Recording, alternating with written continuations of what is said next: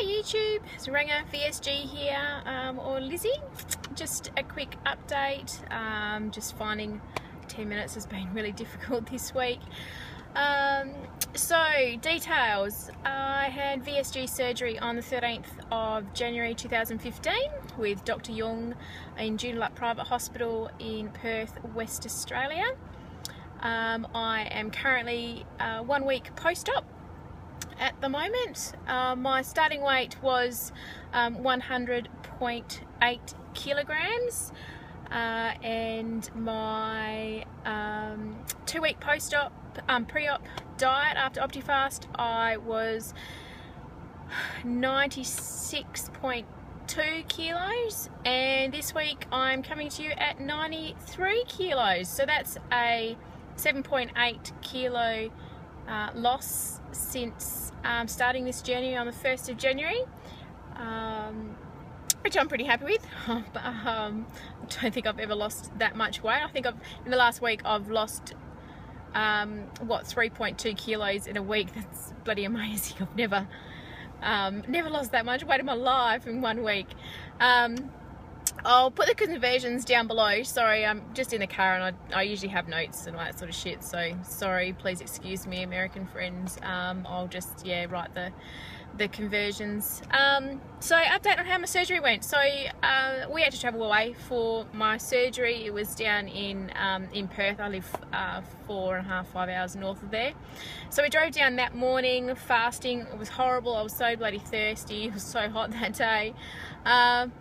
We arrived at the hospital. We went there straight away. I got there about 11 o'clock. I think my mission was 11:30. My room wasn't ready, so they took me out. They had a concierge in a hospital. Took me up just to theatre straight away. Unfortunately, my family couldn't come with me, but I was fine. Didn't bother me at all.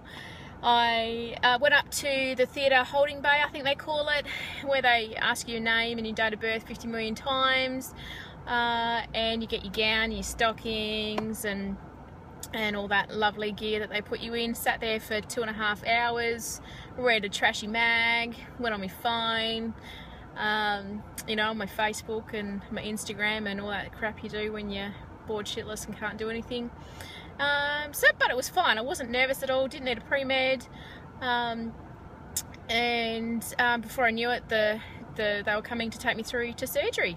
The anaesthetist team were very chatty. They were really, really good actually.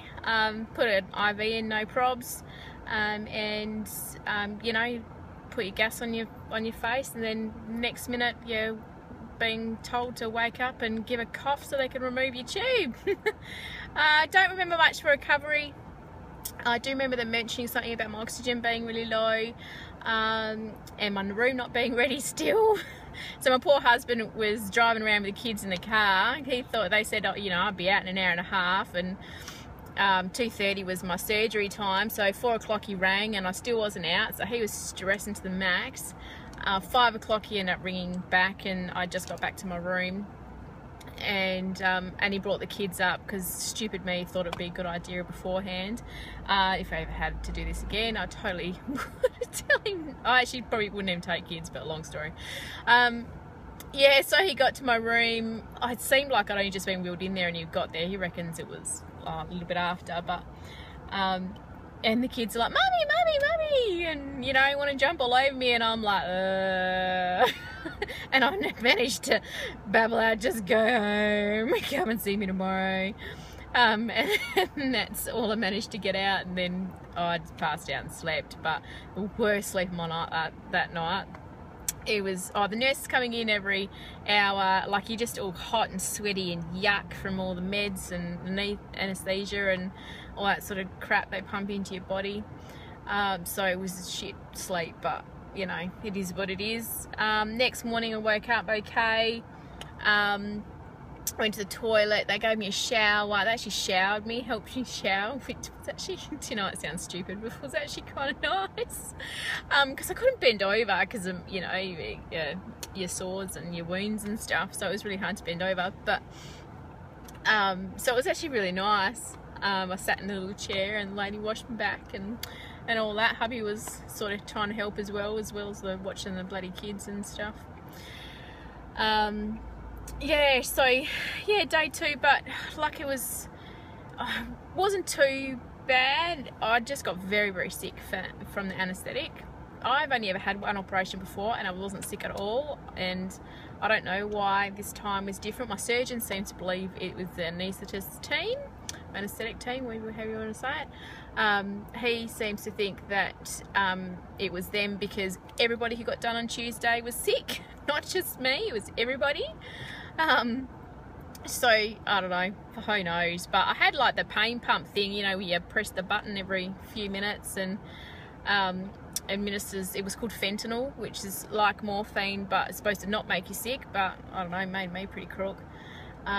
So I think when they came, because obviously the anaesthetist team come around and see you, and I said how sick I've been going and that, and so I said, oh, maybe we should take it off you. So I think they took it off me on Thursday. No, they took it off me on Thursday. So I had it for 2 days before they actually took it off me.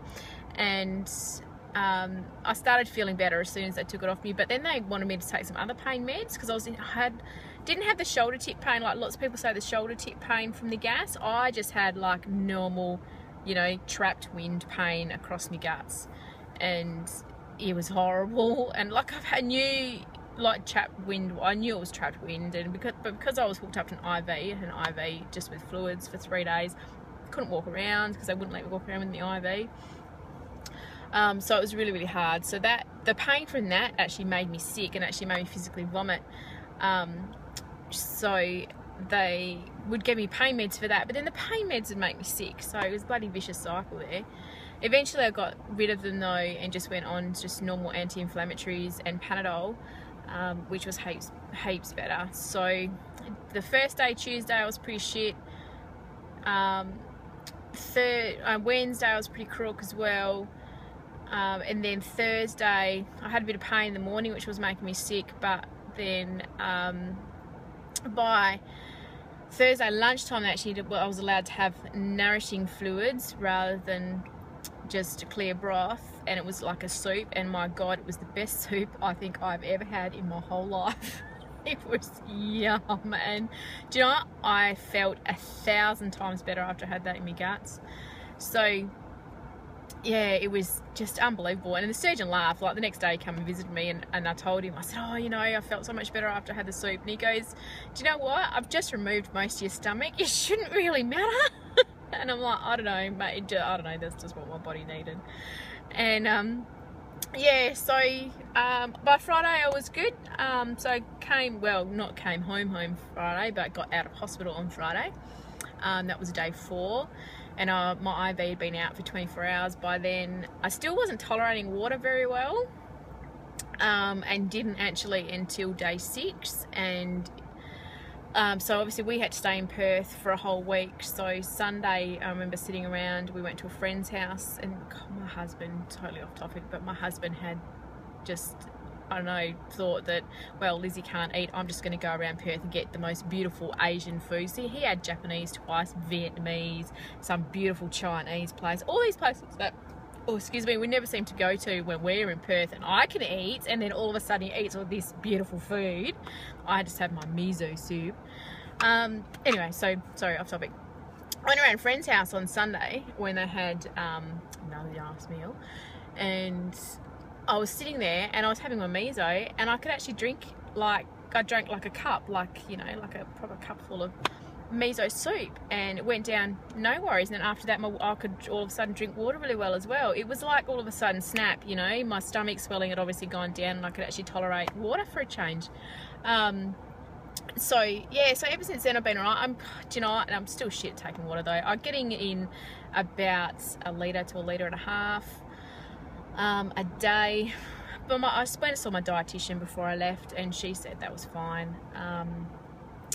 I'm supposed to still have the nourishing fluids, which is like the Optifast, but that made me crook, so I couldn't have that.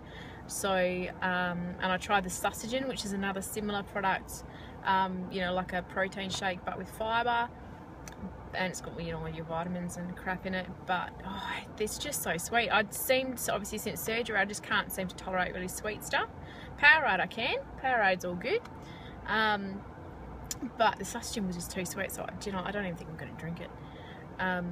I've just been living off soups, yogurt, custard, and that's about it really.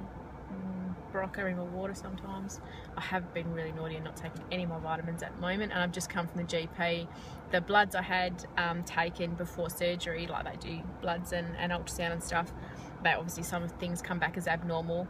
I've obviously fatty liver, which will be fixed by the surgery, obviously losing weight.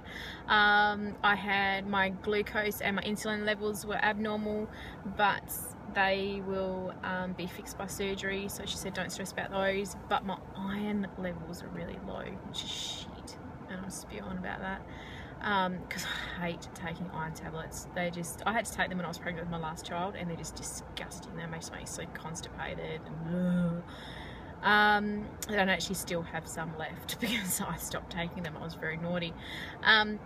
So I need to take those. She just gave me a script for them, and she said she's going to monitor me in 3 months time, and she's going to get my bloods taken again, and if they haven't improved, then I'll have to have a iron infusion, which thankfully I don't have to go to the hospital for, because they said they've got a new way of doing it now, and they can do it in the GP surgery, which will be good. But yeah, I don't know, we'll see how we go. Hopefully by then I'm eating normal foods, and maybe, but I don't know, I don't know, we'll see how we go. It's obviously these bloods were done before surgery, so obviously I don't know, I've gone right off red meat since having my last baby. She's nearly 2 now. When I was pregnant, couldn't tolerate red meat anymore for some reason, and still just steak, just yeah, blech. So yeah, obviously that's got something to do with it, I think. So I don't know, I'll be pinning on Pinterest some high iron foods, I reckon.